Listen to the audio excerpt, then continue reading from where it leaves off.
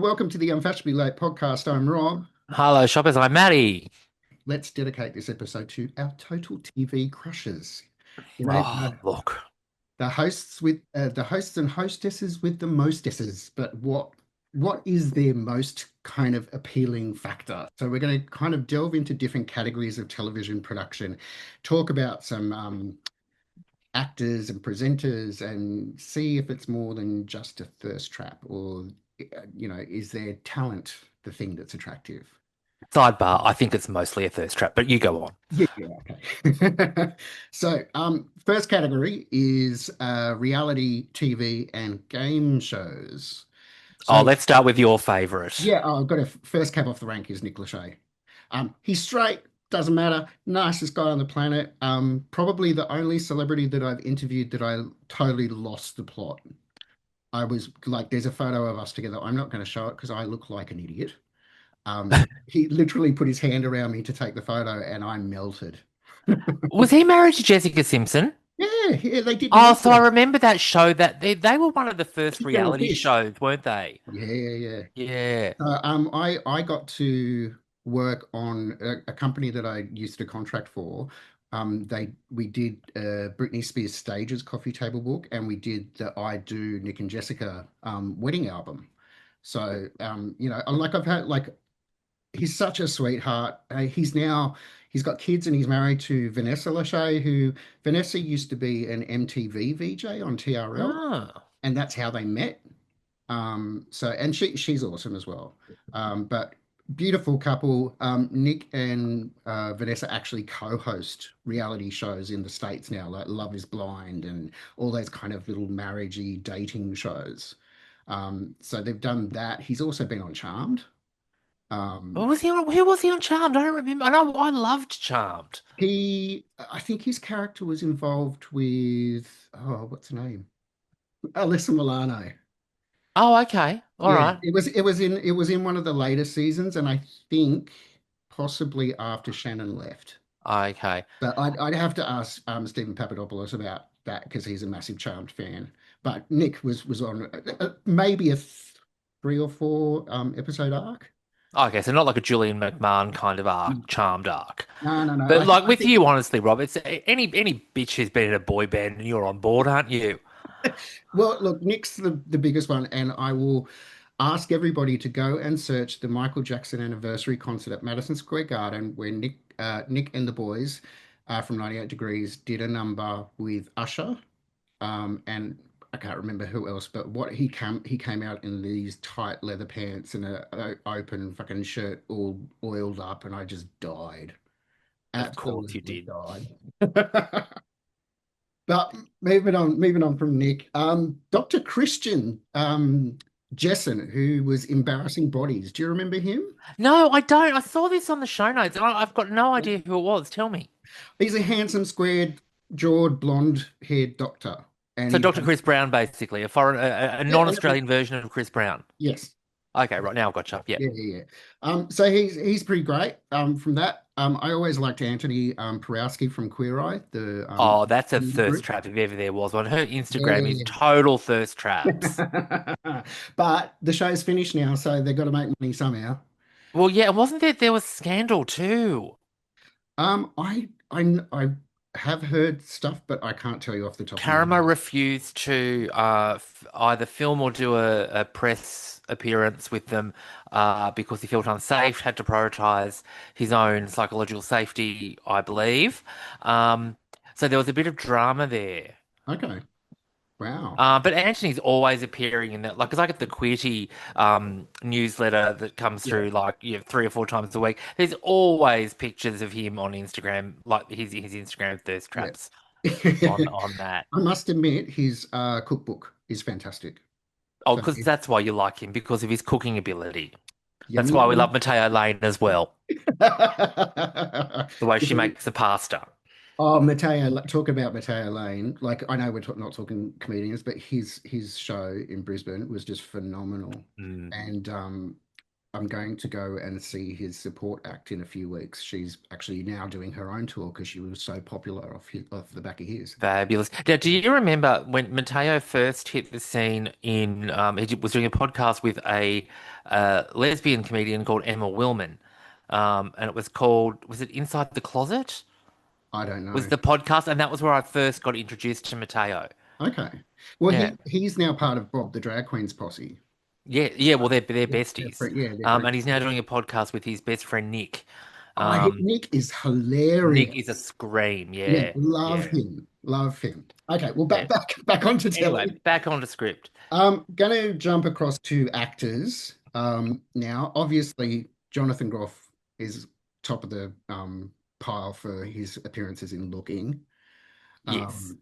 So tick the boxes. Right from Glee, right from when he was Right. Jesse in Glee. Then we're going to go into Russell Tovey, Oh, yes, who's yes. stunning, and I think he's got new projects out at the moment that are in the Doctor Who universe.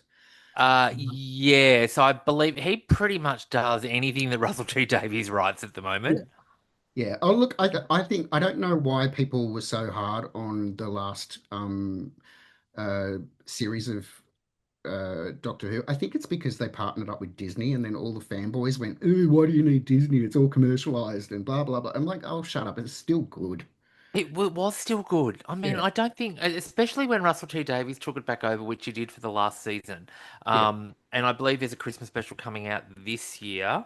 Ooh, cool. There's been talk about that, so we find out if Billie Piper is actually the new Doctor. I think what she'll probably be the Doctor for the Christmas special. Then she'll regenerate into someone else. But it's a fun conceit, though, wasn't isn't it? And Yeah, it was yeah, everyone was like jaw drop, mic drop moment at the end of that episode. yeah. Russell Tovey not in that, but No. yeah. Now I first saw him.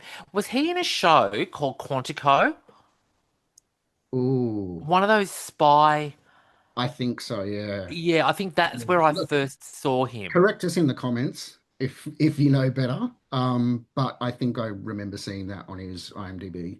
Yeah, and then he did a Um, couple of the Russell T Davies series as well. yeah. But yeah, he's a great actor as Yeah. well as being very, very pretty. And then that kind of leads into my next one, which is another series that has gone through the roof, which is obviously Heated Rivalry. Still haven't watched it. Oh, okay. So my favorite from that is Robbie GK. Now, Robbie plays Skip, who's kind of a secondary, like supporting actor. So they come in, I think in about like episode 3 or something, and then people were like, "Oh, why have you suddenly introduced to like a new relationship dynamic?" But it is so cute. He plays a smoothie barista, for lack of a better term, but he is absolutely stunning. He's actually the wallpaper on my iPhone. Of course, he's. I'll take your word for it. Still haven't watched Heated Rivalry. Um, I'm sure I'll get around to it. It's only 6 episodes. I'll get around to it at some point. I'm knee deep in House of Cards at the moment for the first time, which I've never watched. So, I know that Kevin It's Spacey's a basically, bit off honestly, off topic at the moment, but he's a very good actor. yeah, well, you got to act to get away with that kind of stuff. Oh, don't you? Yeah. Yeah. All right, next one. Mid-century moderns Matt Bomer. I've Now, seen his ass in real life. oh, really?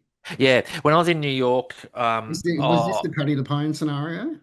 no, no, no, no, no, no, no. No, this was actually he was on stage in the Boys in the Band play, Oh, the play version of it. So before they filmed it for Netflix, yeah, it did do a limited season run. It had an amazing cast. It was basically the entire cast of the movie did the stage show. yeah. Um, and I did see it in New York, and the scene opens with the the curtain rises and you see the apartment set, and it's a two-story thing, and upstairs is the bathroom, and you see Matt Bomer standing having a shower, fully naked from behind. Um, and I was up in the balcony, and I could see the definition of his glutes. Well, that was well worth the ticket price. It was, but look, he was great on Will and Grace. Yeah, He yeah, played one of Will's boyfriends on Will and Grace, the newsreader, wasn't it? The newsreader yeah. boyfriend? Yeah. They had a substantial relationship. Yeah, yeah, yeah, Uh, yeah. And then he's done a heap of stuff since then. But he just goes from strength to strength. There's nothing he can't do. He's particularly good in mid-century modern. So I know that that only got one season on Disney, but he's particularly good in that. And good playing really campy stuff too. yeah. Oh, look, he's got great range, and I'm actually really annoyed that they didn't give mid-century modern another go, because Yeah, like I know, was it Linda Lavin who played the yeah, mum? Like yeah. she passed away, and it like, but the dynamic I always thought was not necessarily between Bunny and his mother. It was between the three boys. But between the three boys, yeah, it Yeah, was like a gay Golden Girls. yeah, exactly. And like I know some people said it was schlocky and overly camp and stuff, but you know what? If you want light-hearted 20 minutes of fun, that's it. That's why I'm doing a rewatch of The Nanny at the moment. Oh, Because I I just watched like that the other 20 day. minute blocks of light-hearted fun with Fran looking fabulous and Yeah. Mr. Sheffield looking dishy. Yeah. Oh, well, we'll add Mr. Sheffield to it. Let's add Mr. Sheffield to the list Charles, too. Charles Shaughnessy. Yeah. All right, another great one. Cheyenne Jackson. Oh, yes. Not only dishy on screen, but he's a great singer, performer, all rounder. He was in 30 Rock, American Horror Story, Call Me Kat with Mayim Bialik, which I think Call Me Kat's another one. If you liked mid-century modern, then Yeah. Call Me Kat is kind of on par with that. That only Um, got a couple of seasons too, didn't yeah, it? I think maybe three. Um, but it was a reboot, an Americanized version of Miranda from the UK. So it was that kind of thing of like British humor wouldn't translate, like Miranda's style of humor wouldn't translate. Yeah, and did that get cancelled when Leslie Jordan passed away? Um, I I think that was one of the mitigating factors in it. Yeah, yeah. It was they well they had additional episodes in it, and they had I can't I can't remember his actual uh, government name, but Kenneth Parcell from 30 Rock ended up taking over the. It wasn't the same character, but they brought another actor in, and he Mm. he's incredibly funny. But it was a great cast, and it's another one of those light-hearted, sit down 20-minute episodic things that you can just get lost in. So Yeah, yeah. Cheyenne, I have all his albums on my phone. I think he's got a great voice. Love someone that can sing. Yeah, look, he did a really good interview last week or the week before on Very Delta Works Oh podcast wow. as Okay. well. So he was talking about all of the stuff he was doing, talking about his kids and talking about doing the school run with the kids and then going to rehearse and then filming and doing all sorts of stuff. So he's like Superman. He does everything. Super Yeah. dad and amazingly talented as well. It's like MPH and David Burko. Is it David Oh, Burko? the power gaze. Power Gaze with the kids and having it all. Yeah. But okay, next one is a classic, which I've absolutely adored this man. I got to interview him once. He is probably one of the most beautiful people on the planet, and that's Robert Gant, who was in Queer as Folk, the American first season. So beautiful, beautiful man. He also was on, I think it was Suddenly Susan or Veronica's Closet back in the day, one of those. Oh, they were both great shows. Yeah. But Kathy Griffin was on, it was Suddenly Susan. Kathy Griffin was the kind of sidekick on that, and that's how she kind of got her big start. Um, but Robert Gant's absolutely beautiful. If you go search for him on socials, he actually does a lot of reach out and support for the gay community. So he has classes and courses and things like that about accepting who you are, and like he's really quite involved in it. So moving on to another series that has a whole bunch of really gorgeous people is MTV's Teen Wolf. Um, Oh yeah. Charlie Carver, Tyler Hoechlin, all the boys in it. Colton Hayes. Carlton Hayes, yeah, it's just insane. And And they're all either queer or queer identifying or queer adjacent, aren't they? yeah, even the girls, Yeah. even the Now, girls. fun fact, Charlie Carver made his act is a twin, an Yeah. identical twin, and made his acting debut as one of Felicity Huffman's twins on the original series of Desperate Housewives. Oh, okay. Yeah. I think I've only ever seen one episode of Desperate Housewives, and it was when Jesse was mowing the lawn and he had his shirt off. Oh, that was early on, but Yeah, yes, yeah, yes. Look, Desperate Housewives is yeah. definitely worth a rewatch, and anything that Mark Cherry does is great. Yeah. Now the last kind of actors portion of the ep, I want to talk about one of my favorite shows of all time, Sabrina the Teenage Witch. Now, I was more into the two aunts than anything in Sabrina the Teenage Witch. Yeah. It's look, I it was that kind of thing of like Harvey was the perfect boyfriend and he was very sweet but clueless, and then she went on to have other boyfriends, but there was this one scene where Sabrina goes off to the other realm and has to go through these multiple challenges. And Oh, I remember that. she goes through that and she gets tempted by this guy who's by the pool, gorgeous body, red speedos. I instantly Googled who he was. Of course you did. But the thing is, he actually he does softcore porn story movies now. So like, the murder on the train, but then you have them shagging halfway through kind of vibe. Mm. So but he was stunning. Very, very Abercrombie and Fitch looking dude. I've Um, got two honorable mentions to add to this then. okay. Smith from Sex and the City. Yes. Yeah, Uh, and uh, Steps you've in the left City. It's got to be the monk. The, yeah, the yeah, well-hung monk. yeah. And you've left off one of the most influential television shows of the noughties, Buffy the Vampire Slayer, Oh, yes. with David Boreanaz and James Marsden. Have you seen his naughty tape? No. There's Send me the link. Send me the link. David Boreanaz masturbating. It's Oh, it's nice. ooh, okay. I don't know if it's AI or what, but it looks like him. Oh, okay. Yeah. Well, yep, but the scene when it was at the end of episode three, episode season three, where she had, oh no, season two, she had to kill Angel, and Oh, then the start of the next season, he gets spat out of hell and he's naked, standing, you see his bum. oh, okay. Yeah.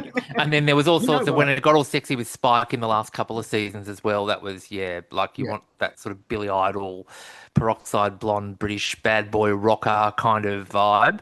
And poor James Marsden, who's a brunette, they had to bleach his hair about every second or third day of filming to keep him that peroxide blonde. But My roots. I mean, I remember watching Buffy the Vampire Slayer as it aired around that season three, season four time mark, and I know that in the ad breaks, because we would watch it on live free-to-air TV, in the ad breaks, the phone tree around Chippendale, Darlinghurst, Surrey Hills would be going off, and I'd be on the phone to Varushka Darling in the ad breaks, doing a full recap of what we just watched. Oh wow. Okay. That's cool. Funnily enough, with Buffy, I was way more into the Willow being a lesbian storyline. That was great. That Yeah. was a really good storyline. Yeah. And they even did a musical episode, which I still love. I In love fact, musical episode. Dav Cav and I sang the lesbian love song in my one-woman drag show cabaret in the early noughties as well. It was called Under Your Spell. It's a great soundtrack, though. It is a great soundtrack. If you want to check out our previous episode, we had a full rundown from Dav Cav about Broadway and all the shows that are currently Mm. airing over there. Um, Talking about musical episodes, this wasn't on the list, but um, Captain Pike in the new season of Star Trek: Strange New Worlds, absolute stunner, and he was the actor was Britney Spears' boyfriend in Crossroads. Wow. Yeah. Like also known as the worst movie ever. Talk Oh, about that David and Glitter. That and Mariah Carey's Glitter are the two worst movies cult, ever made. cult classics, cult classics. Yeah. Yeah. All right, so we're going to jump into newsrooms and morning shows because nothing perks you up better than hearing global tragedy from a Hot boy. hot boy. So we'll go like I'll do a run through of the international ones because some people may not know. Chris Cuomo. I don't think he's employed by a broadcast agency anymore.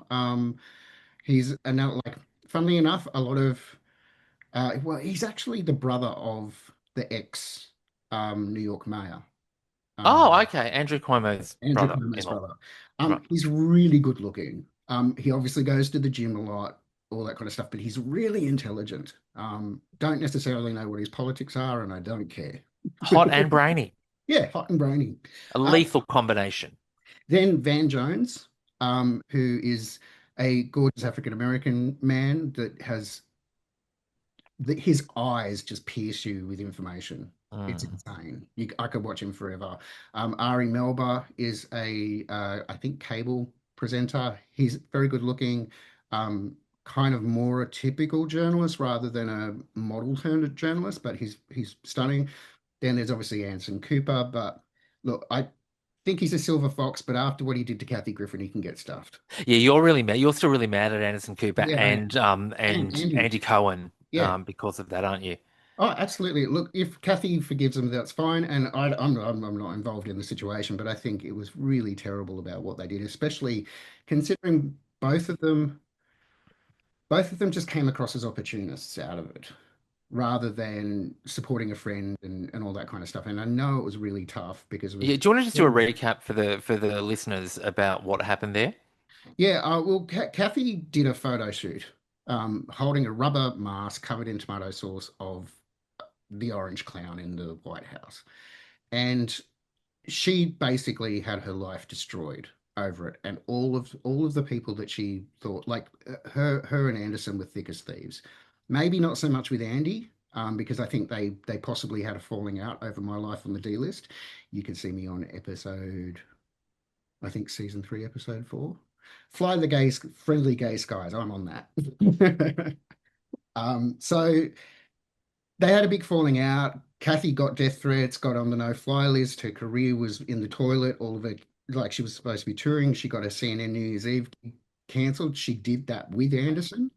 And then Anderson replaced her with Andy Cohen for the New Year's Eve broadcast.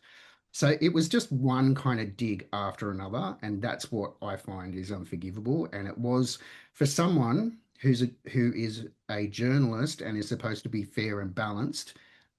He basically threw her under the bus to keep himself safe. Yeah, and that was kind of one of the first really big examples of sort of cancel culture in the modern age, wasn't it? That whole scandal. Yeah, and the fact that the current administration in the White House was able to get away with that kind of stuff, Yeah, I mean it's unacceptable. she's having a bit of a career renaissance now though, isn't she? Oh, absolutely. She's got a fantastic podcast on YouTube. She does a weekly wrap-up show of pop culture and gossip that she does. The new shows are great. Hopefully she comes out to Australia, but she's touring. And it's selling out all over the place, even in red states. So Fabulous. yeah, she's back basically. We got to Um, remember in all those red states, there's lots of little blue dots. yeah, exactly. So yeah, that was that. So Anderson, love you as a journo. Just think that what you did was shit. Yeah, But still, fair. James Longman is the next one, and No, I don't know him. he is stunning. He's also an author. You can see him on, I think it's the ABC Now on Disney Plus. And it's basically like America's version of 10 News Plus. Right. They do more feature-oriented stories. They go in more in depth into the news pieces and things like that. And he's not only gay, he's really handsome. He has an incredible social presence. Like, he has opened up a lot. But yeah, absolutely stunning. Then Ben Shephard, who's in the UK on the morning shows, another silverhead fox. He's straight, but absolutely fantastic to watch. You can pop it on in the morning, and it's kind of like, I don't know if anyone watches The View on YouTube. You just pop it on and listen to the topics whenever it comes on. For some reason, whenever he's presenting a segment, I pay attention. Mm. So he's got that charisma and that appeal, and it's not only physical, it's kind of nice because he's replaced the guy on the show, Phil, who had the scandal when he got outed, but because he was shagging either a staff member or a younger person on staff. So that was a big kind of thing. But so Ben's great. Then Dermot O'Leary is also on the same show, but I think does the weekend version maybe, or they just share the slots. Dermot was, I think, he was a reality singing competition show host for a while. So like an American, like UK's American Idol type vibe. Don't know exactly which show it was. Um, but he's also a BBC radio host, and his podcasts and stuff are incredible. He gets all the top artists. He's like Ryan Seacrest, but for the UK. So he's fabulous. And then one of my favorites, Matt Tebbut, is on Saturday Morning Kitchen in the UK. Absolutely stunning, but again, straight, but can cook and has a great personality. So well worth watching. Oh, look, personality is what's important, isn't it? Yeah, oh yeah. Like I may have had absolutely no talent as a drag queen back in the 90s, but at least I had personality. That's a new category for the Diva Awards. Sydney's best No talent, personality. but personality. I love. Okay, let's flip back to Australia now Yeah. for news. And can we start with one of my personal favourites, Hamish? Oh yeah, sure. Hamish is actually doing a production for the ABC, which comes out, I think, at the end of this month. And it's about social media and how it's basically screwing up the world. Fabulous. He's a great journo. I remember Yeah. about 18 months ago, Alan and I got when they were still filming the Sunday Project in Sydney at Pyrmont at Channel 10. We went and sat in the studio audience one Sunday night, Oh, and Hamish was hosting, and he's just lovely. yeah. Oh, he's fantastic. So talented. But his whole coming out story was really interesting as well because it wasn't it's like I mean it was well known that he was gay, but it Yeah. wasn't really talked about. It was kind of a non-issue. And then he turned up on a red carpet with his partner, Yeah. and they got married shortly after. And then it became very public to the point where they had to address it on the project. But it was Oh, just a yeah. really lovely way that he just came out. It just was inconsequential to him. He didn't even think anything of it and didn't really realize at the time why it would blow up. Yeah, like when you're a journalist, your job is about reporting other people's stories, not your own. Mm, And I think it was very classy of them to do it the way that they did. yeah, And look, he's just class all the way through. So intent on being the bastion of what a journalist is supposed to be, and has the ability to communicate and bring across stuff that you want to pay attention to. And being the way he is, he ticks all the boxes that it's just like you just want to watch what he does. yeah. He's doing some ABC radio at the moment as well, Yeah. so you can catch him everywhere. But I will definitely be keeping an eye out for his new I doco think, series. yeah, if you go onto ABC iView, the preview trailer's already online. Yeah, right, cool. Save it to your watch list. Talking about more streaming stuff, every morning I turn this on and I'm greeted with Nate Byrne doing the weather on the ABC. He's just an absolute gem of a human being. And look, who doesn't want to say something shirt and a vest at 7 o'clock in the morning, Waistcoat reading you these your days. weather? Yeah. Oh, look, when he first came out on the scene, all the guys that I knew were like, bang, oh, who's this? And then it's just been a progressive build of him being a personality. He suffers from major anxiety as well. So has panic Yeah, attacks on air, and he's discussed that, and it's really good for, like myself, I have anxiety as well. So when you're in front of a camera or you're doing content, you got to kind of push it through, and you got to be able to pace yourself. And he's got the best temperament. I've met him a couple of times at Mardi Gras parade. One year, I think it was the first year he actually marched. Was when we did the parade in the stadium, for COVID, and he takes time to be with everybody, um, mm, and he's not shy of showing his own interests. He's really into science, and obviously with the weather, and he yeah, just ticks all the boxes. yeah. Ex Navy, got a great partner too, and it's just well done on the ABC for being inclusive in that way, because it was another scenario where he kind of came online, and it was literally at Mardi Gras that he just went, "Yeah, I am gay, so what?" Yeah, we need more positive gay role models in the media, I say. Yes. Speaking of other journos, Denham Hitchcock, who's now on 10 News Plus, very handsome man. I've loved him forever, ever since he came out. He hasn't come out, but ever since he debuted on the news scene, um, I think he's heterosexual, um, most likely. And then, of course, David Campbell. Oh, look, a great ally to the community. I've Yeah, met David a couple of times over the years. He and his wife Lisa, they're both beautiful human beings. yeah.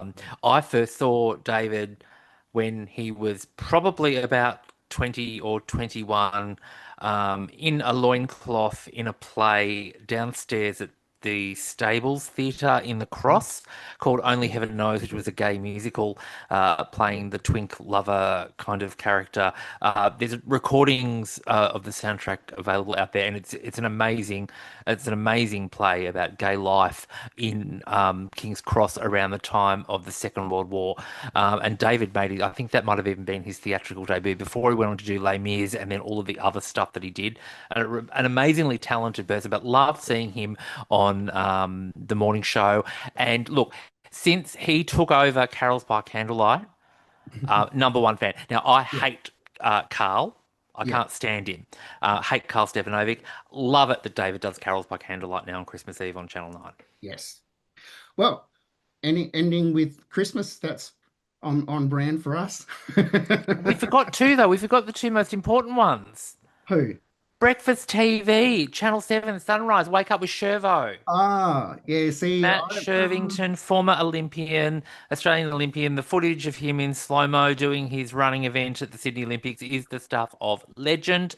We now get to wake up with Shervo on Channel 7 every morning, except on the weekends when we get Australia's very own Clark Kent, David Woywood, who does Weekend Sunrise, who is see, used to be was the US correspondent for Channel 7 News Desk for a long time, oh, came back to take over Weekend Sunrise after they had a series of scandals with male co-hosts on, yeah. on Weekend See, Sunrise. I tuned out of 9 and 7 a fair few years ago. I really shouldn't have done the news section because I'll probably end up working with these people.